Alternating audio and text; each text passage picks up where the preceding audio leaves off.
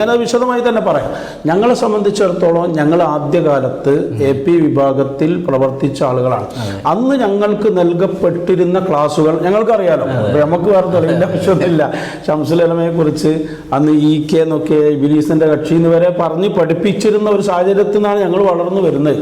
ശംസുൽ ഉലമ ഒരുപാട് തെറ്റിദ്ധരിച്ചവരിൽ പെട്ടവരാണ് നമ്മളൊക്കെ. നമ്മളൊന്നും ചേർത്ത് ചെയ്യാൻ പോലും പോയല്ലേ എന്ന കാലത്ത് നമുക്ക് വ്യക്തമായിട്ട് തന്നെ പറയാം. അത് പച്ചക്കളവല്ല ഈ ചങ്ങായി പറഞ്ഞത്. ഏത് ക്ലാസ്സിൽ നിന്നാണ് എന്നെ ഇങ്ങനെ പഠിപ്പിച്ചത്? ശംസുൽ ഉലമനെ പരിഹസിക്കാനും തേറ് പറയാനും ആരാണ് എന്നെ പഠിപ്പിച്ചത്? AP സമസ്തയിലായിരുന്ന സമയത്ത് എന്നെ അങ്ങനെ പഠിപ്പിച്ചു എന്നാണല്ലോ പറഞ്ഞത്. ഞങ്ങളാരും അങ്ങനെ പഠിപ്പിച്ചിട്ടില്ല. ഞങ്ങളോടൊക്കെ നിങ്ങളെ ഗ്രൂപ്പ് തിരിച്ചും തിരിക്കാതെയും കുറ്റം പറയരുതെന്ന് പഠിപ്പിച്ചേ. അല്ലാതെ ഇങ്ങനെ ഒരു പഠനം ഞങ്ങൾ ആരും പഠിച്ചിട്ടില്ല. ഈ ചങ്ങായി തന്നെ ഏകദേശം ഒരു 2010-11 കാലത്ത് പിന്നെ അവസാന കാലാണല്ലേ, പിന്നെ പറഞ്ഞ് കുന്നിക്ക് പിടിച്ച് പുറത്ത് കിട്ടിക്കാണല്ലോ, കുണ്ടൂരിൽ വെച്ച് നടത്തുന്ന ഒരു പ്രഭാഷണം ഉണ്ട്. അത് കേട്ടുവയ്ക്കുകയാണ് നിങ്ങൾ. അത് കേട്ടാ മതി. ഇവനെ ഏത് വർഷവനെ ശംസുൽ ഉലമയെ തെറി പറയാനും പരിഹസിക്കാനും പഠിപ്പിച്ചത്? നിങ്ങൾ കേട്ടുവയ്ക്ക് ഈ ചങ്ങായി പ്രസംഗിക്കണത്. ശംസുൽ ഉലമയെ സംബന്ധിച്ച് ഇവൻ എന്താണ് പ്രസംഗിക്കുന്നത് കേട്ടോട്ടോ. ഇത് AP-ക്കാരൊരുക്കിയ വേദിയിൽ വെച്ചിട്ട്, അതും 2011-12 ആ ടൈമിലാണ് കുണ്ടൂരിൽ വെച്ചിട്ട് നടത്തിയ പ്രഭാഷണം. ഒന്ന് കേട്ടുവയ്ക്ക്. എന്തിനധികം പറയണം?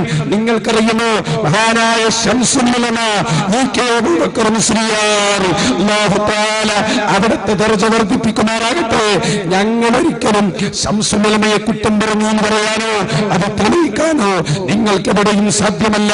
ശംസുൽ ഉലമ UK അബൂബക്കർ മുസ്ലിയാർ ആശീർവദിച്ച ഒരു പണ്ഡിതനാണ്, മഹാനായ ഖമറുൽ ഉലമ ഉസ്താദ്.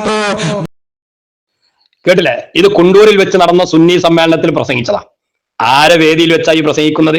AP-ക്കാരുടെ വേദിയിൽ വെച്ചാ പ്രസംഗിക്കുന്നത്.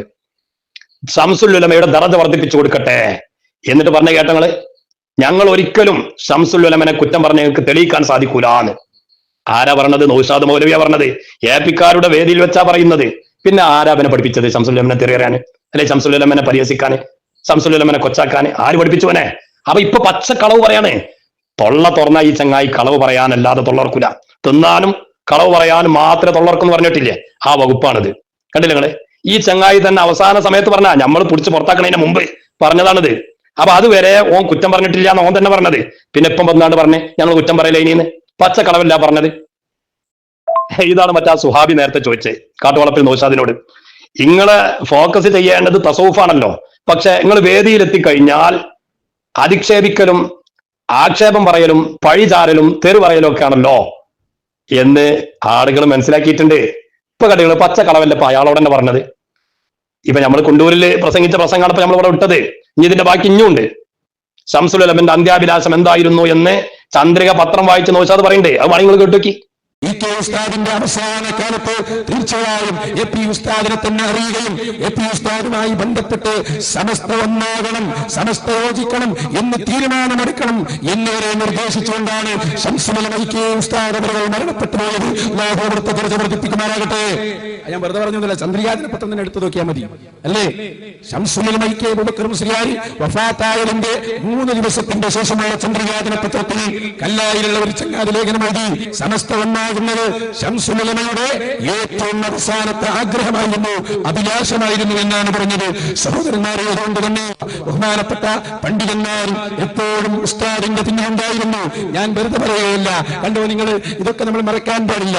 ആ സെന്ററിലിരിക്കുന്ന ചെറുപ്പക്കാരൻ അതാണ് ബഹുമാനപ്പെട്ട ഖമറുൽ ഉലമ ഉസ്താദ്. കേട്ടോ നിങ്ങൾ കണ്ടോ?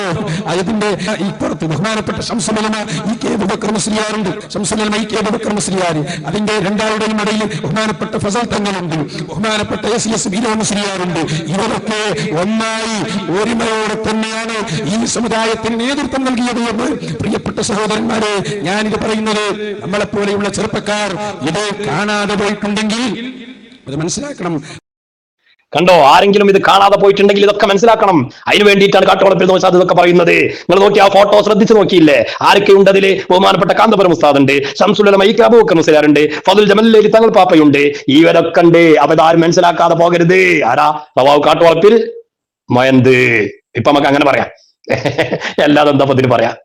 കണ്ടോ? ശംസുൽ ഉലമയുടെ അന്ത്യാഭിലാഷം എന്തായിരുന്നു? മാത്രമല്ല ശംസുൽ ഉലമ ആർക്കെങ്കിലും ആശീർവാദം നൽകിയിട്ടുണ്ടെങ്കിൽ അത് കാന്തപുരം ഉസ്താദിനാണ് എന്ന് വരെ കാട്ടുവളപ്പിൽ മൊയന്ത്. എങ്ങനെയുണ്ട്? എന്നിട്ട് ഇപ്പം വന്ന് പാച്ചാ നോണ പറയാ. എന്തൊരു കഷ്ടം. ഇതൊക്കെയാണ് മെച്ചായിക്കന്മാരെ കയ്യെ പിടിച്ചാൽ ഉണ്ടാകുന്ന ഗുണമാണ് ഇപ്പത്. അത് ഏത് മെച്ചായിക്ക്, അതാ ഞാൻ മെച്ചായിക്ക് പറഞ്ഞത്, ഹക്കായ മെച്ചായിക്കന്മാരല്ലോ. ഹക്കായ മെച്ചായിക്കന്മാരെ കൈ പിടിച്ചാൽ പിന്നെ അവന് കളവ് പറയാൻ കഴിയൂല. ഈ ജാതി അധിക്ഷേപങ്ങളും ആക്ഷേപങ്ങളും തെരുവറച്ചിലും കഴിയൂല. അതേ സമയത്ത് ചെയ്ത്താന്മാരുടെ കൈ പിടിച്ചാൽ, മെച്ചായിക്കന്മാർ എന്ന് പറഞ്ഞ് ചെയ്ത്താന്മാരുടെ കൈ പിടിച്ചാൽ ഈ രീതിയിൽ കളവ് പറയേണ്ടി വരും, തെരുകൾ പറയേണ്ടി വരും, ആക്ഷേപങ്ങൾ പറയേണ്ടി വരും.